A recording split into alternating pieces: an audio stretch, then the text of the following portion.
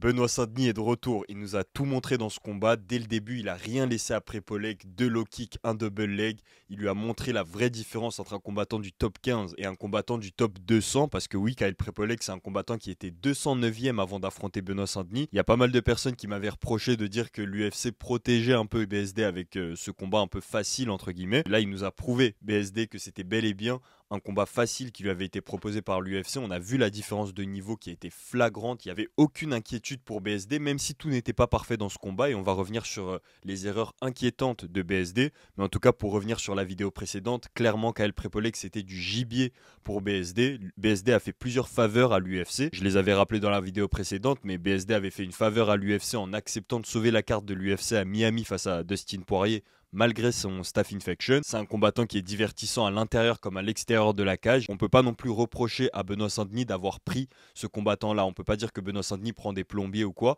parce que Benoît Saint-Denis a prouvé, avec le fait qu'il a accepté le combat face à Dustin Poirier, avec les combats qu'il a acceptés avant, y compris face à un combattant dopé, mais ne revenons pas sur le passé, et avec le fait qu'il a accepté d'affronter Joël Alvarez à la base.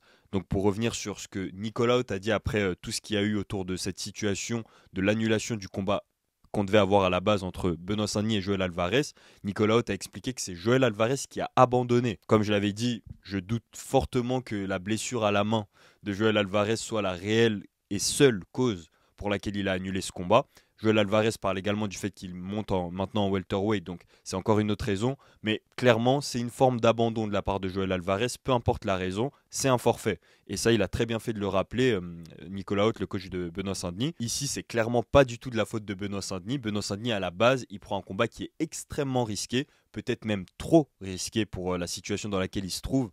Donc Benoît Saint-Denis, à 29 ans, il allait peut-être enchaîner sa troisième défaite d'affilée. Ça aurait certainement été une défaite cuisante, si c'était une défaite bien sûr, parce que Joël Alvarez, c'est un combattant qui a 22 finishes en carrière. Donc c'était un combat qui suscitait beaucoup d'inquiétude, on va dire. Évidemment, Benoît Saint-Denis avait toutes ses chances. D'ailleurs, si c'est un combat qu'on pouvait avoir dans le futur, je pense qu'on aurait tous aimé le voir un jour. Mais là, dans cette situation-là, on peut dire que ça aurait été très périlleux. Ici, finalement, c'est le scénario parfait pour Benoît Saint-Denis. Il est tombé sur un adversaire qui était assez respectable, mais qui lui a vraiment permis de rebondir pour être sympa, entre guillemets, mais en réalité, c'était vraiment presque un combat, comme je le disais dans la vidéo précédente, d'échauffement. Et c'est pas forcément un problème, parce que Benoît Saint-Denis, si on regarde son apologie, d'ailleurs c'est ce que je vais faire tout de suite, Benoît Saint-Denis, si on regarde son apologie, on voit qu'il a commencé sa carrière, les gars, en 2019.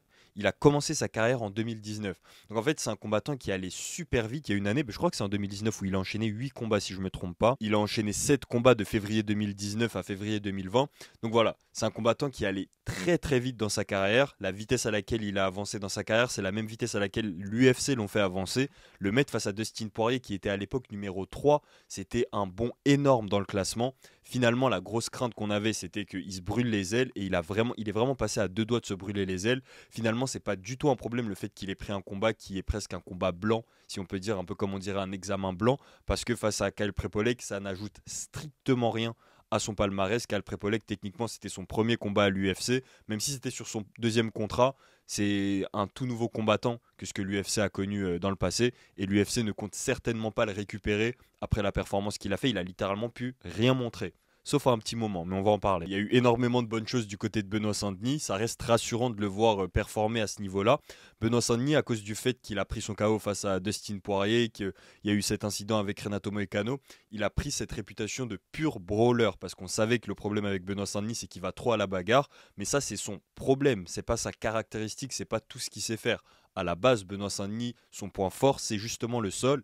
Et ensuite, il ajoute le striking pour le côté spectaculaire et pour le côté bankable. C'est un combattant qui est vraiment vendeur grâce à cette partie-là de son jeu. Mais à la base, son domaine de prédilection, ce qu'il préfère, c'est le grappling. Et on l'a très bien vu, je pense que Nicolas Haute l'a parfaitement compris. La meilleure performance de Benoît Saint-Denis depuis le début de sa carrière, ce qui est le plus remarquable dans sa carrière, peut-être le high kick sur Matt Frevola, mais non, je pense vraiment que c'est son premier round face à Dustin Poirier. Dominer un tel combattant d'une telle force, c'était presque un 18 qu'il avait fait à Dustin Poirier lors du premier combat, enfin lors du premier round de leur combat.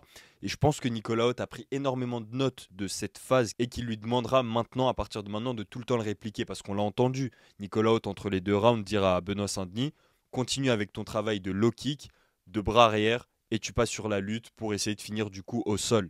avec un rear naked choke. Donc c'était le plan initial, il l'a parfaitement fait dès le début du combat avec ses deux low kicks et son double leg, enchaîné par une constante pression au sol et une recherche de la soumission. Maintenant, s'il faisait ça au deuxième, au troisième et au quatrième round, ce serait une performance encore plus dominante, mais aussi encore plus ennuyante. Et clairement, comme il nous l'a dit à la fin du combat, c'est quelque chose qui le dérange. Et pourtant, c'est quelque chose de peut-être essentiel. Ce qui s'est passé qui était très inquiétant dans le combat, c'est qu'au deuxième round, il a respecté les consignes de Nicolas Haute en envoyant d'abord un petit peu de striking, il envoyait pas mal son bras arrière, etc. Mais il en a un peu abusé. Il a vu qu'il y avait des trous, qu'il pouvait effectivement terminer le combat debout. Surtout, on a senti que Prepolek, comme il l'a touché un petit peu, Benoît Saint-Denis s'est senti un peu provoqué. En mode, ah, tu veux me tester en striking? Et du coup, il a tenté de faire la même chose qu'il a fait face à Dustin Poirier, la même chose qu'il a fait face à tous les adversaires qu'il a affrontés, face à Gabriel Miranda, face à Ismaël Bonfim, etc. C'est-à-dire d'échanger dans la boîte, et ça, c'est un vrai problème. À un moment, on entendait Nicolas Haute qui criait installe ton jab, jab Benoît, Benoît jab, et en fait, il le suppliait d'envoyer son jab. Et je m'en suis rendu compte au moment où on entendait Nicolas Haute demander le jab, je me suis dit, mais j'ai jamais vu Benoît Saint-Denis envoyer un jab tendu, isolé. Jamais on a vu Benoît Saint-Denis envoyer un clair jab et revenir dans sa position juste pour s'installer, juste pour installer la distance. Il fait pas ça en fait, il construit pas du tout son striking, il a pas du tout de boxe anglaise à proprement parler, il a clairement une boxe de combattant de MMA. Mais c'est presque une insulte envers la boxe des combattants de MMA, non pas que le striking de Benoît Saint-Denis soit terrible, mais il y a quand même un problème dans le sens où ses jabs sont toujours très courts et toujours suivis d'un looping punch. Ses jabs sont jamais distants, c'est pas un piston, c'est pas un Nassourdine Imavov qui essaye de cadrer son adversaire, c'est tout l'inverse d'Adesanya.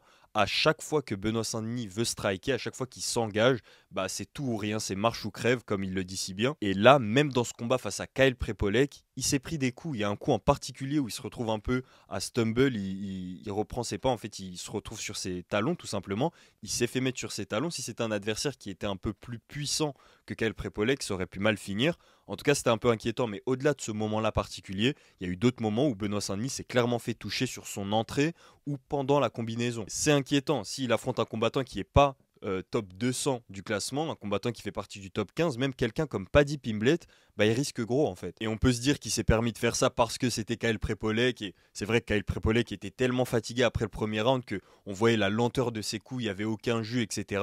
Mais les gars, c'est ce qui lui a coûté cher face à Renato Moicano, c'est ce qui lui a coûté extrêmement cher face à Dustin Poirier. S'il a osé le faire face à Dustin Poirier et que là on le voit faire la même chose et assumer sa démarche de je n'ai pas suivi le game plan de Nicolas Haute, même s'il était excellent. Je lui ai fait un peu plaisir au premier round, mais après je devais vous faire plaisir à vous le public. C'est beau à entendre, mais c'est risqué. Et en plus de ça, c'est pas la peine de le faire parce qu'on respecte le style des combattants qui sont un peu plus des grappleurs, etc. Je trouve qu'en tant que grappleur, il est assez spectaculaire. Maintenant, c'est peut-être l'avis de quelqu'un qui suit le MMA vraiment de manière régulière, mais je pense que sa phase au sol, autant face à Dustin Poirier que là face à Kyle Prepolek, et encore plus là face à Kyle Prepolek, mais il se passe énormément de choses, que ce soit le hand fighting, le fait qu'il reprenne le dos, il enlève ses crochets, il trouve un moyen de remettre ses crochets, il se retrouve à prendre le dos de Kyle Prepolek debout, un moment Kyle Prepolek réussit à se dégager du triangle de corps de Benoît. Benoît réussit à le crocheter, je crois que c'était un crochetage extérieur avec son pied gauche. Bref, c'était vraiment intéressant cette phase. Je pense pas que ça méritait d'être hué par le public. Évidemment que le public préfère voir de la guerre, du sang, etc. Mais je veux dire, sur la durée, on va respecter ce style-là de Benoît Saint-Denis. Il n'a pas besoin de changer de style. Il n'est pas dans la situation de Kamaru Usman, par exemple, à l'époque où Kamaru Usman montait. Il montait, mais seulement en faisant de l'anti-jeu. Il bloquait les gens contre la cage et c'était pas intéressant. C'était pas du grappling de haut niveau avec. C'était pas Charles Oliveira face à Arman Tsarukyan. C'était juste du grappling contre la cage. Mais BSD, il a ce grappling un peu spectaculaire à la Charles Oliveira, un peu incisif à la Arman Tsarukyan, incisif à la Islam Makhachev littéralement. Non pas qu'ils aient le même niveau, c'est pas ce que je suis en train de dire, mais je suis en train de dire qu'il y a cette intention de finir, il y a cette intention de ne pas faire d'anti-jeu, que ce soit face à Kyle Prepolek ou face à Dustin Poirier. Donc il peut très bien conserver ce style. Surtout que c'est un style qui assure la victoire quand c'est possible, quand c'est face à un adversaire qui est clairement inférieur à lui en termes de skill en grappling et en MMA en général, où ils peuvent clairement installer un game plan qui va marcher, comme l'a fait Nicolas Haute, avec les low kicks, le bras arrière et le double leg. Ils auraient pu répéter ça. Nicolas Haute lui a littéralement demandé de répéter le premier round et il l'a tout simplement pas fait. Finalement, il obtient quand même la soumission. Évidemment, la soumission, il l'obtient du fait qu'il a bien amoché Kyle Prepolek en striking avant ça. C'était pas le game plan vraiment de Nicolas Haute.